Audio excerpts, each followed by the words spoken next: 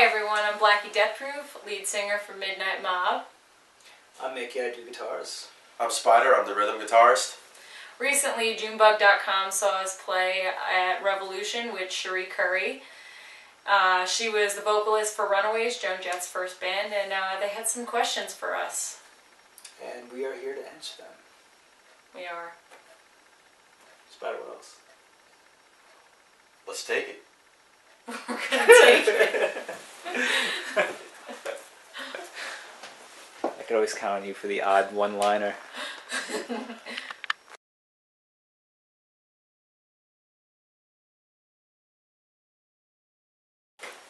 How did we all meet?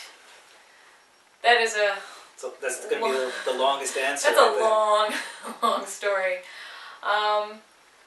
Well, I guess to start off, I was taking guitar lessons from this guy when I was in high school. And our first drummer, Michael Catastrophe, also taught drums at the same place that he taught lessons.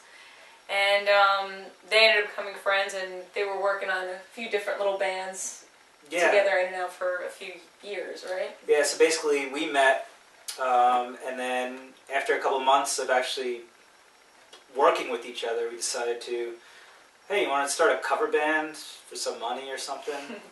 And that lasted for about a good 5 minutes until we started doing original music. And the funny thing is that the first original music that we started doing back then ended up being a lot of the first EP of Midnight Mob. But this was like years earlier. And then what ended up happening was me and Catastrophe did a side project-y thing with this producer. And we'll call him Lou. And Lou, I wasn't a big fan of the situation, so I left.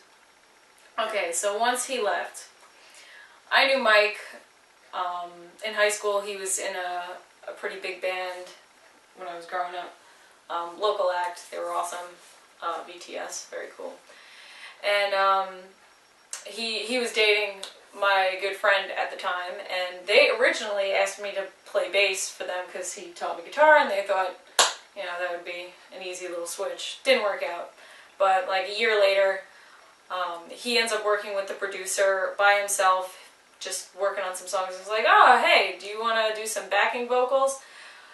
He saw me sing a song with an ex-boyfriend of mine, and he was like, and I was like, you know what, sure, I'm feeling confident. So 2 weeks later, their singer quit, and they asked me to step up, and it's been really interesting ever since. Yeah, so basically she got involved. I wasn't involved anymore. And then I got back with Catastrophe with starting another original band thing. Once I came around. And then basically what ended up happening is that Lou bailed on their project, and it was actually in the middle of a practice that me and Mike were having. So we said, hey, why don't we combine the bands? Because we were playing with another guitar player. I was the other guitar player. We had another bass player. He was the drummer, and she would be the singer. So we'd have a full 5-piece situation. And then the bass player left.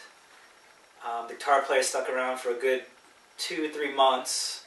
He decided to get engaged, and that was his... Yeah, for a while all of our rhythm guitar players went off to get married. Or at least attempted to. So what ended up happening is that we needed a bass player, and we needed another guitar player. Yeah, so Mike, he was in college at the time, and in his frustration, he was just like, does anybody know a bass player? And this guy came up to him and was like, I don't know a bass player, but I know a guitar player. She could probably figure it out. Carly maybe played for a couple months before. Yeah, she was self-taught, and actually the guy that referred her, he was a fan of Mike's band, VTS. Yeah. So he referred her. She came home from school. She came to the garage, Mike's garage, where we practice, and basically we're like, all right, you got the job. You're good to go. So now we had 4 members, and then we went for a little while as a 4-piece, And then eventually Spider came through. Yeah, Spider was we were probably a band a year and a half by the time he came around. About that. He was following us for a little while, I guess, because he saw us pop up when he. Yeah, it was on a band website online, and then followed him through MySpace. And I wasn't old enough. I wasn't old enough at the time to get into bars. I was only 20 when they were playing. So the first bar that I went to go see them at, I got kicked out of. Ironically, that was his first show with us. Ironically, that became my first show. And he would have gotten in if he was a lesbian, because it was it was a gay bar. It was a gay bar, but mainly lesbian bar. But yeah, then I met my Catastrophe in a bar a couple of months later. And I'm like, hey, you're the guy in that band, right? And he's like, yeah. And I'm like, a big fan. And yeah, and I said, if you ever need guitar work, here's my number. He's like, well, funny you said that, because we just fired our last rhythm guitarist. The show he said that at was our other rhythm guitar player. That was his last show with us. He's like, well, this is our last time with this guy, so you can come by next week. Yeah, and coincidentally, that last show for him was the same venue as his first show. Yep. So that's really odd coincidence. It's been a small world. Yeah, and then we've known each other for like 10 years. And now this is we were 5-piece for quite some time, for a couple of years, and now Catastrophe has just left. So now we're 4-piece in search of drums. So if you know anybody, contact midnightmob.com. You could do that. You could. You could. Facebook us. Email, jointhemidnightmob@gmail.com. Oh. That's a good one too. That is a good one. Alright, and alright, we'll go to the next question.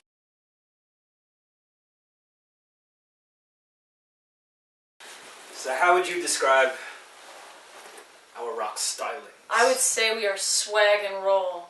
We are rock and roll with some swagger, and I like to roll on the floor. That's true, she does like to roll on the floor. You ever catch us again, I don't know why, but it's where I feel most passionate. Actually, I remember one of the shows the first time.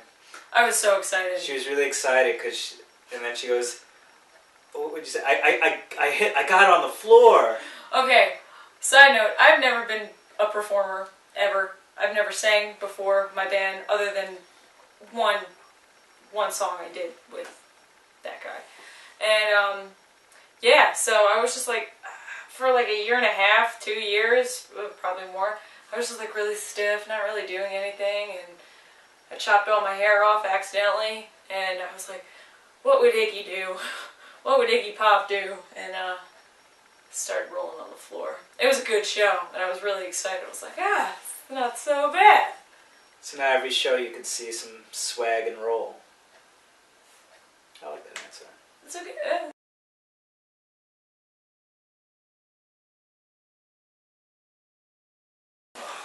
Alright, the story behind our nicknames and group names. Well, Midnight Mob came about from Lou, our old producer that we were working with, and Mike, and our bass player that we had for a week before everyone else joined. I wasn't there that day that they picked that name, but Lou wrote this song for, I think, a Swedish band, and it was called We Are the Midnight Mob, so they were like, yeah, Midnight Mob. And it stuck. Truth behind our nicknames, Blackie was a nickname I got in high school when I was 14. My name is Lauren, and for some reason the only girls that I would hang out with were named Lauren, and one in particular was, in the chess club with me with the other dorks of high school, and it got really annoying being like, Lauren, like what? Big difference between us is she had platinum blonde hair. So they wanted to call us Brownie and Blondie, but I said, absolutely not. I will not be called Brownie. So we did Blackie and Whitey. And they let her get rid of the name, but they loved calling me Blackie so much. So it's been 10 years of being Blackie. Death Proof came about when Grindhouse came out, the Quentin Tarantino movie. And I looked like the girl Butterfly in that movie that does the lap dance. That, you know, that part. I look at it like it's like our battle cry. It's our never say die mantra. It's true. Because we go through We are death proof. Go through a lot of stuff. Yeah, I was always putting like little nicknames in the back of my Facebook because I'm cool like that. And they noticed it and they were like, yeah, death proof. What's that about? And I was like, So it really suited us because we're kind of the unstoppable force. It's very true. And me and Catastrophe... if I could say so myself. Me and Catastrophe nicknamed each other. So Catastrophe got his nickname because when I would play with him all the time, he'd always do something to screw something up. Like, we'd be working on music for hours on end and record everything, and then all of a sudden, he'd go, to go pick up something, and his foot would hit the power switch and turn off the thing before it saves, and 5 hours of music goes down the drain. Or the other one... He was like a bull in a china closet. Yeah, he really was. Another time he actually erased 40 gigs worth of music. It was about 3 years worth of material of mine that he somehow erased and can't really figure out to this day. It's something to do with a power surge that's only happened that one time. What else? Oh, he always dropped his wallet, his keys, and his phone. He ran over all of his equipment at numerous, all the cases.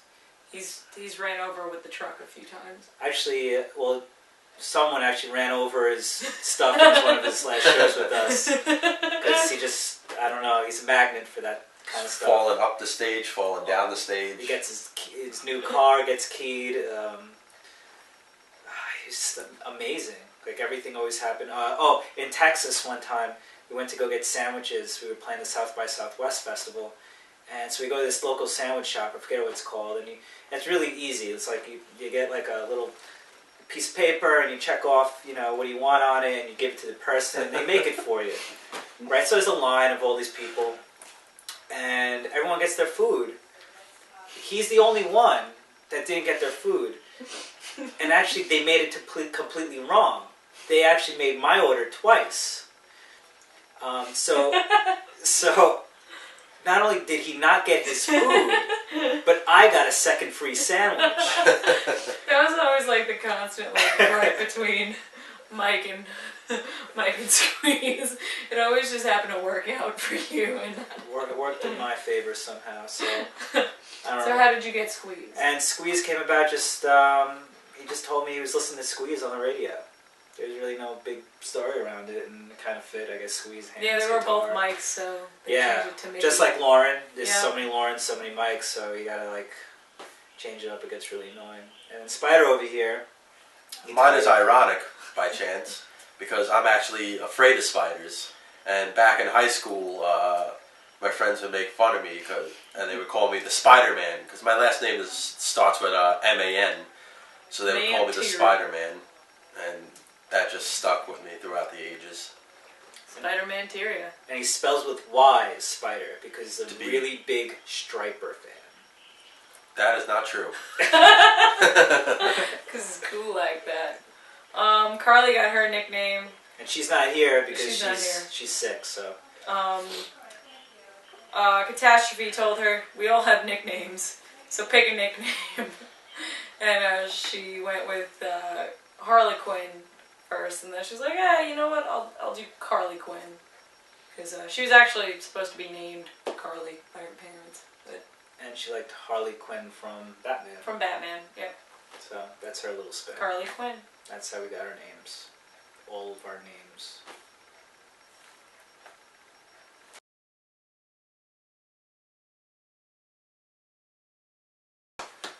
Who are Midnight Mob's biggest influences? Well, Well, we're big Danzig fans, big Queens of the Stone Age fans, Motorhead, Iron Maiden. Actually, how about this? How do we do this? We'll go round robin with bands.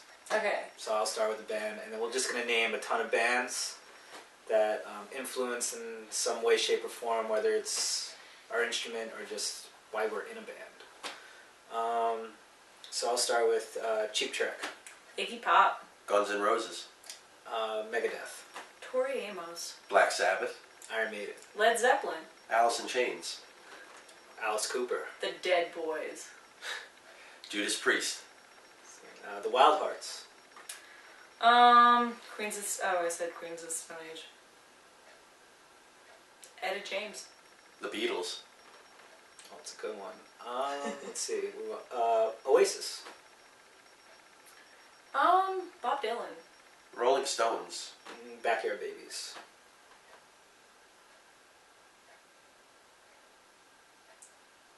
Oh, I hate this. when you know it. So many bands you can choose from. I know. Clutch. Clutch! Oh, good one. Biggest favorite band. The Clash,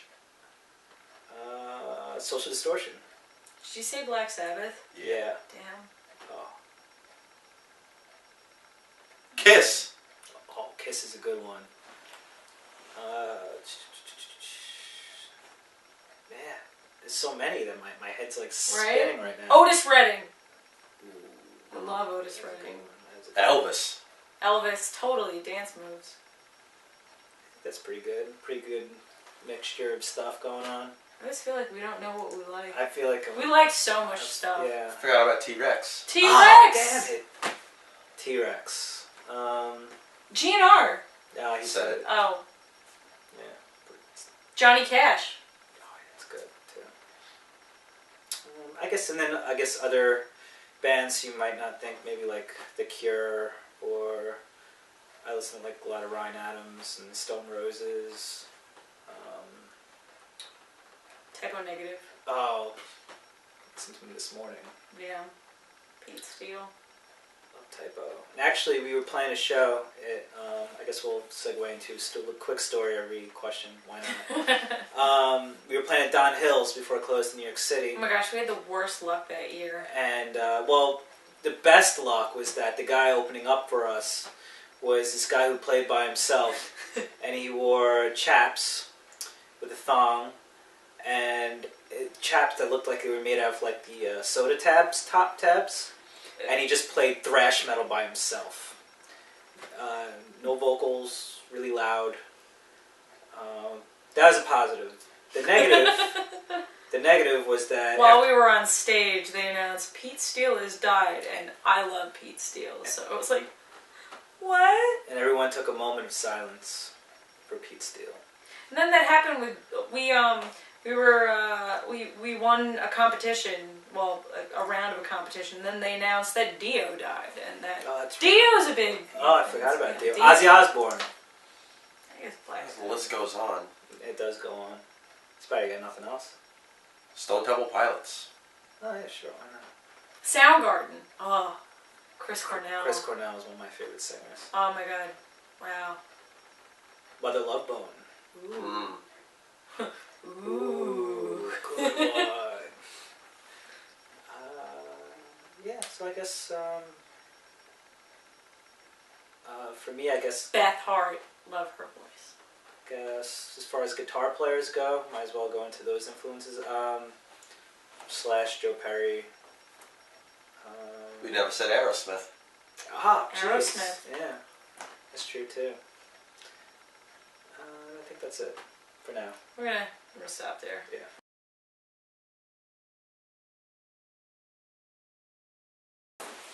Alright, so how has our sound evolved since our first EP? Well, our first EP was very much a learning experience. Three of us had never been in a band before, and it was really kind of just working out all of our kinks. It was, I mean, it was a pretty amazing time, I think. Well, for me, it was the time I think I pushed myself the most out of my comfort zone. But we were really just getting to know each other. The second EP, that was our first time we wrote with producers. 2 of the songs in there we wrote with somebody, and that was pretty cool. That was All for Nothing and Walking Dead. And the other songs we actually wrote for the most part on the road. Once the first EP came out, we kind of were weekend warriors and working all week, so we kind of either wrote them on the road or they'd jam it out and I'd put lyrics to it last minute. And I think the difference between that and the new stuff, we're taking some time off and we're actually kind of figuring out who we are as a band and come together to really like sit there and put more thought into the music, more hooks, and just more feel, get it all out there. Raise that performance level. Raise our performance level. Definitely, that's a big piece of it. More rolling. There's going to be more swagging and more rolling. But even from our producer's going to push us. I gotta get a mat. Our producer's going to push us a lot harder this time. If it takes 170 takes to get that performance, we're gonna get it. We're going to do it. So let's get it style. And no matter how long it takes, it's going to take whatever length of time it's going to be. It won't take as long as Chinese democracy. That's way too long.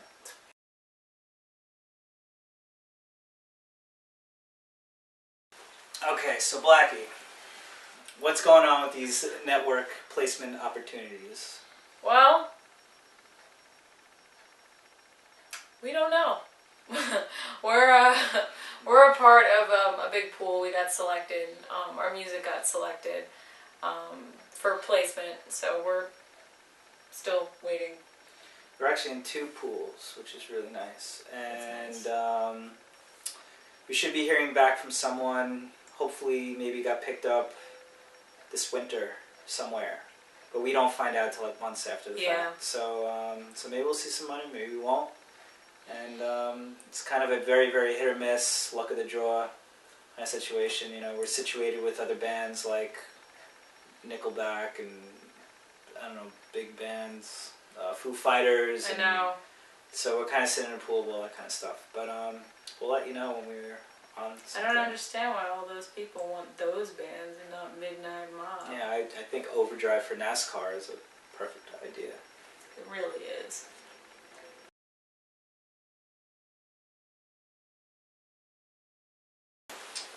So what was it like playing with Cherie Currie and getting to work with her? It was really awesome. She's a really, really cool person. She looks awesome, which really gives me hope. And she's a great performer. Her singing was great. And she's super, super nice. It was a really great show. Really honored to play it. Joan Jett also came out to that show, which was pretty cool. We got 2 of the Runaways there. And we played with Lita Ford a couple months back, so it was like, oh boy, we're just completing all the Runaways. Yeah, we just gotta get that drummer. Yeah, well, good luck with that one. Yeah, but that was cool. Joan Jett talked to us. She was really nice. Yeah. And basically, nice. So we got that show through this place, Revolution, which is the club. Love you, Dave. And Dave R. has been a huge fan of ours, and he books all the bands over there, and he's always throwing us on shows that he thinks we compliment. And so, you know, we're kind of like their band to call upon in the Battle of Rock. And he also threw us on the venue, threw us on their dessert menu. So if you're ever at Revolution in Amityville, check out the Midnight Mob Lava Cake. It's there for you to order. We're the only local band on the menu. And for one cheap price. That's true. And yeah, so that's about it. But it's a great venue, awesome live venue. It's a hidden, secret place. But a lot of bands come through there. Like, let's see, who came through there? Andrew WK, Orgy came through there. Bam Margera. Yeah. Man, a lot of random bands like Armored Faster Saint. Pussycat. Faster Pussycat, LA Guns. Lita Ford. Yeah, and that's about it. But, anything else to say about Cherie Currie? It was a very fun show. It was memorable.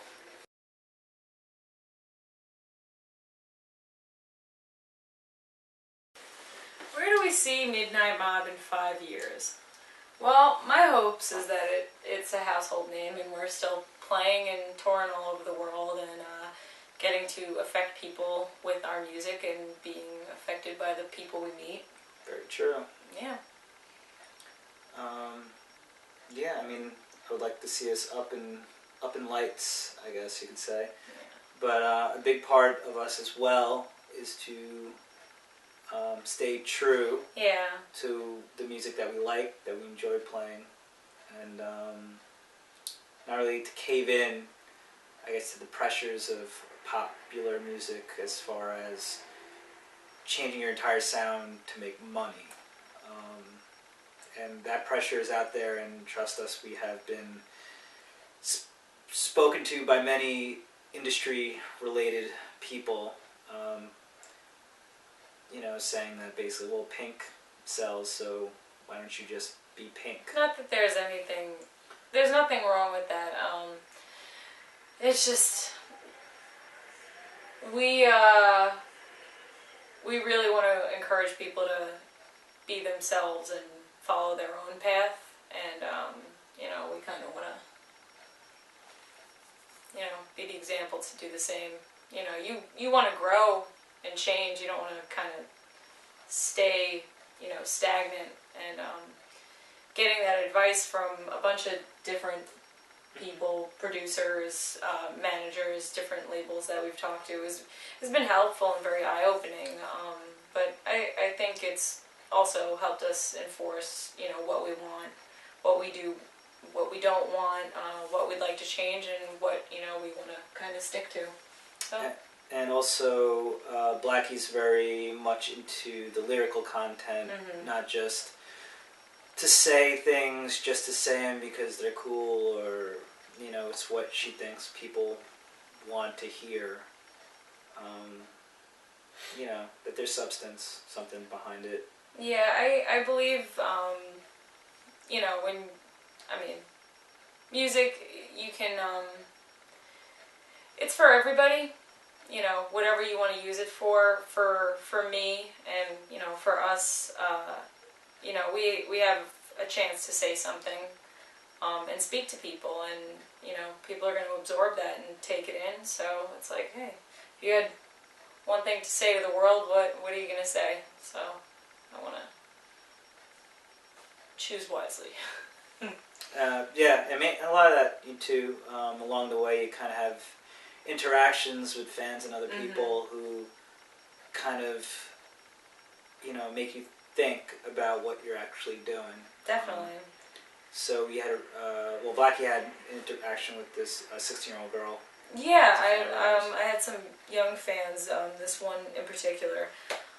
She wrote me a letter explaining why I was her hero, and at that time when she sent that to me, like I was going through a really, really rough patch, and all the stuff she wrote, it was so kind to hear that, like how someone else sees me, but I was like, I really want to be truer to this. I want to be that person that I truly am and truly want to be, and not, be stifled by all this other crap that I'm allowing into my life. So, it gave me the opportunity to kind of step up and, stand for what I really believe in. And that being said, to be a household name, we know it's a longer path that we're choosing. But we don't care. So we're death proof. And in 5 years, though, we'll stick to that. We'll be there.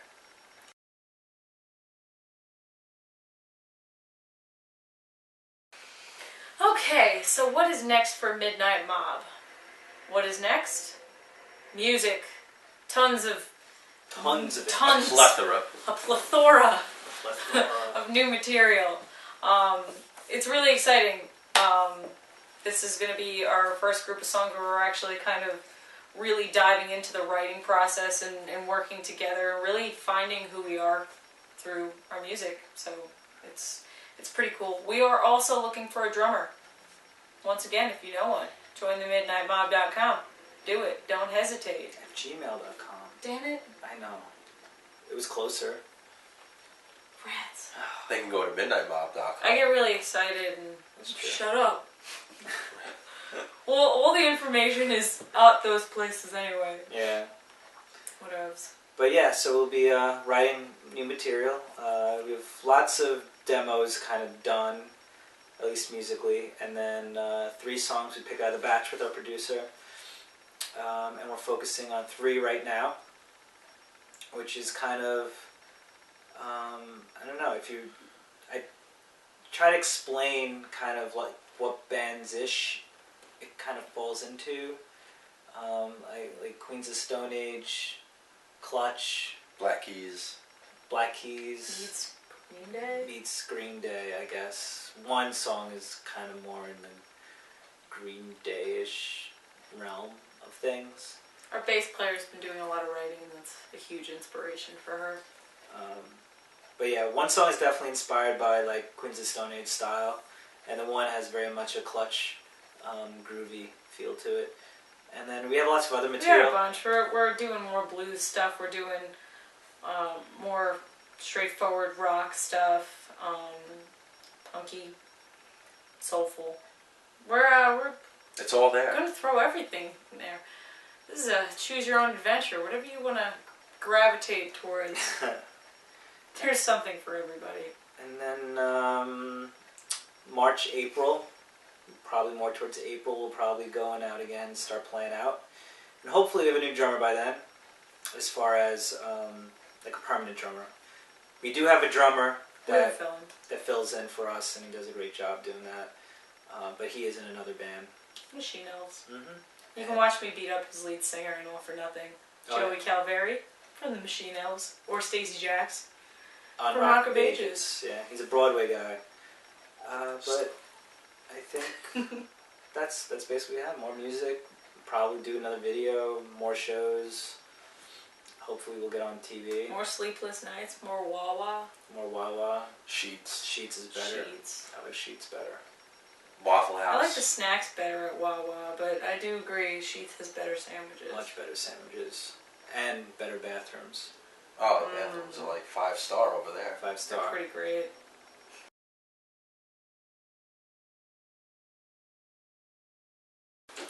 Well, I guess it's that time for us to say goodbye. I want to thank Joonbug.com for taking an interest in us. That was very kind. We had fun with your questions. Hopefully you did too. All you other viewers out there, check us out at midnightmob.com or Facebook, Twitter, Basically, Instagram. Fanbridge. Yep. Fanbridge, you can ask us questions through there. You can sign up for our mailing list, Yep. which is through Get a free Fanbridge. download. And you'll have a free download, plus you'll get free things every month through our newsletters, which I think we're going to see how this goes, and we might do video newsletters from now on. And yeah, please check us out on Facebook, like our page, and talk to us through Facebook. Yeah, interact. We're always on. Also, check out bug.com. Have a good night.